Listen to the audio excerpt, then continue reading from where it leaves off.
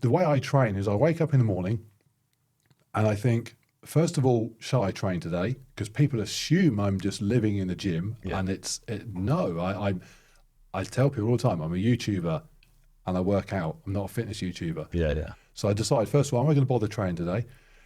And then what shall I do? And also I'm 50. I have no real kind of specific goals and objectives. The way I train is beautiful. I get up and I think, yesterday, for example, I thought I want to do chest. Yeah. And I went and I did a kind of classic, and I might as well have ripped a page out of, I'm going to date my bodybuilding inspirations. I might have ripped out Sean Ray's training program from my era. And I just do a chest workout. And it's completely inappropriate in the sense that I'm not, that will be the only chest workout I'll probably do for the next 5 weeks because I don't train like that. So I do a chest workout today. I mentioned before we came on air, I mentioned I was at a velodrome doing some cycling. Yeah. So my quads sitting here now are smoked. Tomorrow, I fancy doing back. I might go and do some back. But what that, people are like, oh, what do you do for back? I've got no idea. I walk in the gym, I look around, and I think, if it's really quiet, I'll start with chin-ups because no one can see me. It's embarrassing because I can do about 3. So I might start with that. I have no plan. And so I just kind of bounce around all over the place. And what it leaves me able to do is go do a park run on Saturday and run faster than most 50-year-olds, certainly faster than most 50-year-olds my size. It allows me to jump on a rowing machine and be fast, turn up at a velodrome like I did today and ride a bicycle quickly-ish. Basically, I'm a jack of all trades and absolutely a master of none, and I love that. Same. So that's how I train, and every now and again it appeals to me a little bit. And for example, I'm talking at the moment with Jamie. I mentioned this to you actually before, Jamie, who plays Giant in. I say plays Giant like he's sounds like he's in pantomime. He's Giant on Gladiators in the UK. Yeah. And we are hopefully doing some high rock stuff together. And he's a big guy, 6'5", and I look at his physique, and I mean he was pro bodybuilder, so he's obviously a very different physique to me. And part of me thinks, oh, that appeals a little bit. Or I'll watch Jack Reacher, and I think, I wouldn't mind. I see the appeal. Yeah. Then I see a scene where Jack Reacher has to pretend to run after somebody, and I think, okay, I don't see the appeal anymore, because if Jack Reacher came to my park run, the man would have he'd do a lap and need the electric shocks on him. The B-fib. Exactly, yes, and then medevaced out of there. So I don't really get it. So with your training, what are you seeing nowadays? And this might be specific to your gym anyway, but are people coming in and they because I don't understand. It's a very long-winded way of saying I don't understand why everyone has gone bodybuilding bonkers. Yeah. And they never used to be, and are you seeing a change because of CrossFit, High Rocks, Deca, Spartan Deca? Is that having any kind of impact at the moment? Yeah, 100%. 100%. I was having this conversation actually in the gym a few days ago. So I think up until very recently, bodybuilding had sort of come in and not took over, but bodybuilding pretty huge. I think as CrossFit's grown sort of popularity, it's took away from it a little bit, but still not too much. I think with High Rocks coming in now, and then Deca as well, and then people wanting to be hybrid, everyone wants to be a hybrid athlete now. So it is one of them that I am seeing more of a shift towards people still wanting to look great, but obviously are interested in more cardio. And I think it's a really good thing, definitely, because like I said, when I was bodybuilding, like cardio for me was going for a 20-minute walk, and if I'd put the incline on 2% a little bit, I'm like, I'm really going for it at that point. Yeah, I'm knackered walking up the stairs, like bad place to be, but I didn't care because I was hench or thought I was or whatever. But now I think people moving into the sort of hybrid role a little bit more, but I think that change is only just really happening.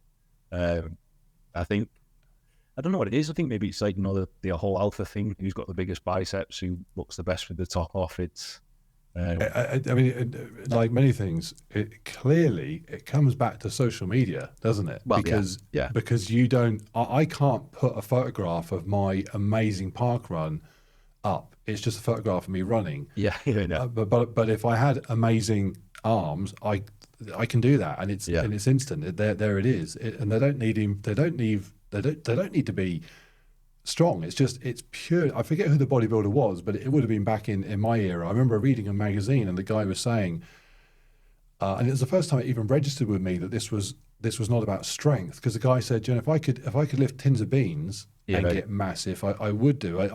This is not a strength sport. This is purely aesthetic. Yeah. And I remember thinking, I'd been 14, 15 and thought, I get it now. Yeah.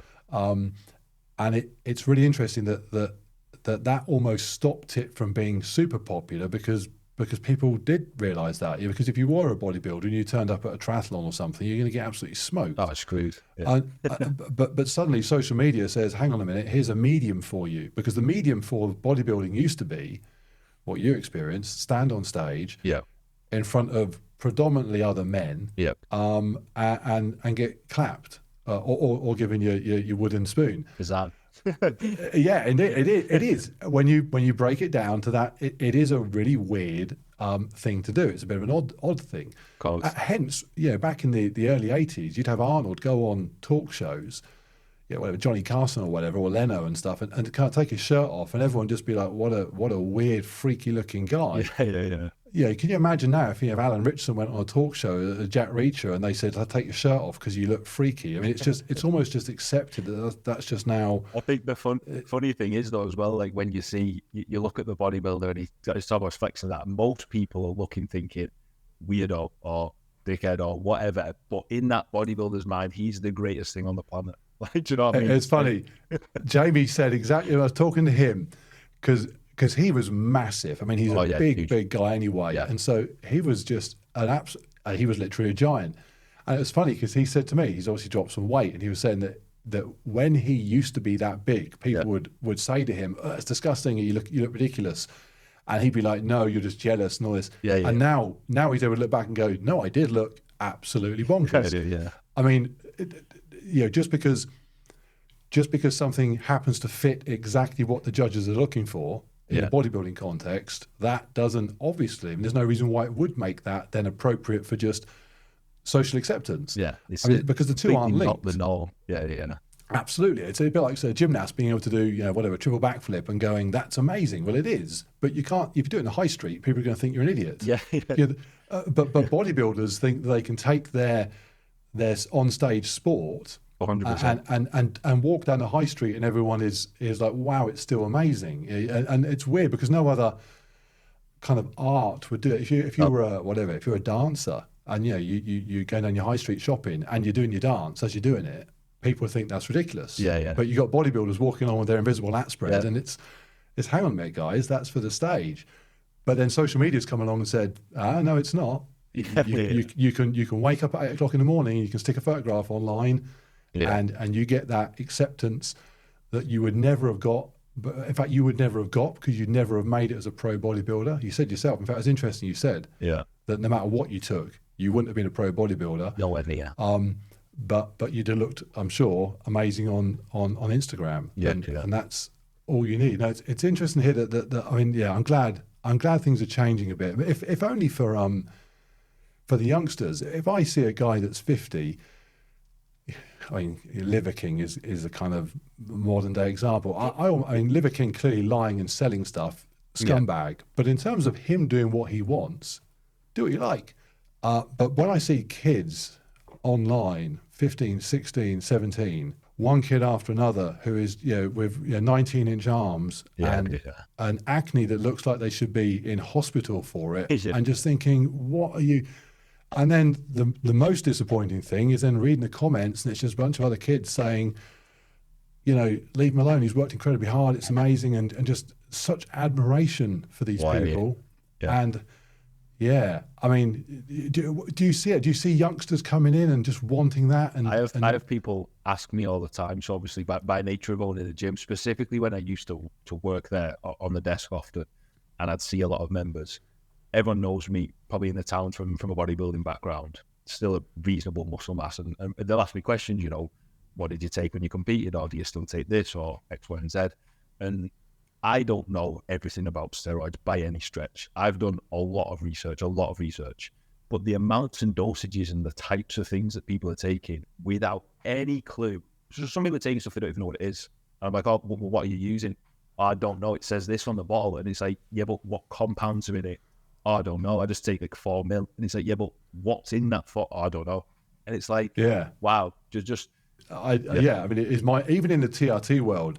yeah. I mean, I'm on a few Facebook groups and stuff for people that have a legitimate need and medical need, and they use TRT, and they'll be like, oh, I'm taking this much. They'll post a photograph of their pin, their needle, their syringe, and they'll say, is that the right amount? Honestly. So, well, amount of what? Is that orange juice in there? I've got no idea what you're even.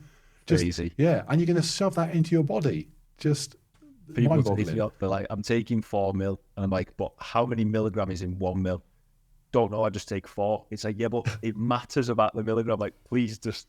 And people just can't get it. I don't know if they're just they just can't be bothered or what. Maybe a combination of both. But it's just part of the problem is nowadays they'll watch two YouTube videos by Derek on More Plates More Days. Yeah, and suddenly they think they're qualified to literally start injecting things into themselves. Yeah, and they're 17 years old or 16 or 15 years old, and it's just.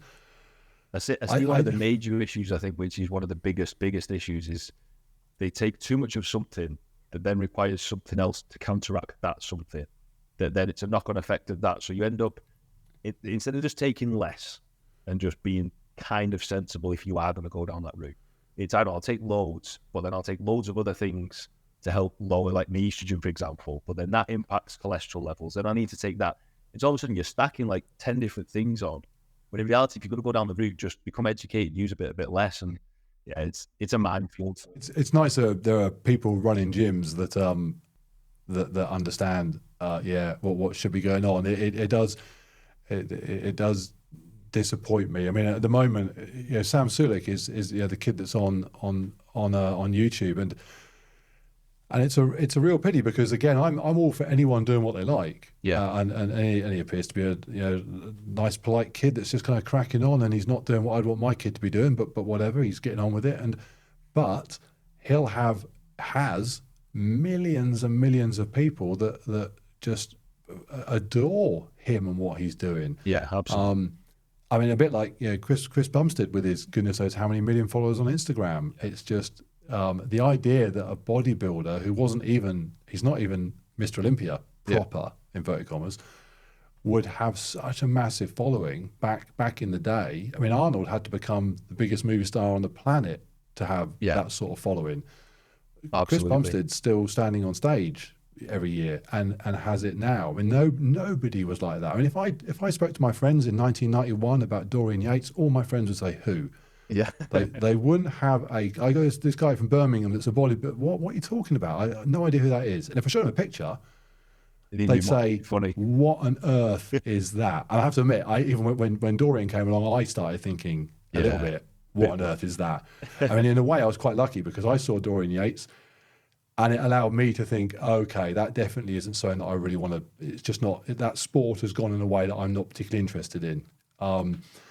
What's interesting is that he now is such a sensible kind of advocate for just sensible training and looking after yourself, and yet in a way was the guy that started everything that followed in terms of guys with bubble gut and all the nonsense that kind of came from it. If you enjoyed that, you can listen to the full podcast with Stephen by clicking right here.